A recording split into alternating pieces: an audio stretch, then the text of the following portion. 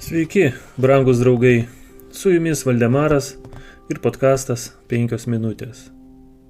Kaip ir visi kiti, žmonės atsisakė klausyti Samuelio balso.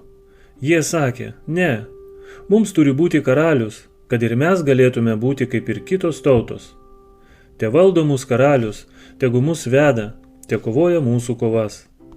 1 Samuelio 8 skyrius 19-20 eilutės. Žydai iš Samuelio reikalavo karaliaus, kurį turėjo visos aplinkinės tautos. Pasirinkdami despotišką monarchą vietoje švelnaus ir išmintingo valdymo, jie parodė didelį trūkumą tikėjimo Dievu ir pasitikėjimo juo, iškeliant valdovus, vedančius ir vadovaujančius jiems. Izraelio vaikai buvo ypatingi Dievo žmonės ir jų valdymo forma iš esmės skiriasi nuo visų aplinkinių tautų. Dievas jiems davė taisyklės ir įstatymus ir išrinko valdovus jiems, ir šiems valdovams žmonės turėjo paklusti viešpatyje. Bet kokiame sunkume ar didelėje sumaištyje turėjo būti atsiklausiama Dievo.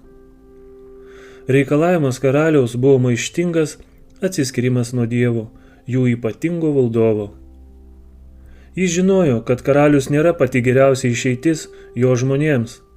Jei jie turės karalių, kurio širdis bus išdidi ir nepaklusni Dievui, tai jis ves juos tolyn nuo jo ir skatins juos sukilti prieš jį. Viešpats žinojo, kad nei vienas negalės, būdamas karaliumi ir gaudamas garbę, dažniausiai teikiama karaliui, nepasididžiuoti ir kad jiems jų kelias atrodys tinkamas, kai tuo tarpu jie nuodėmiaus prieš Dievą.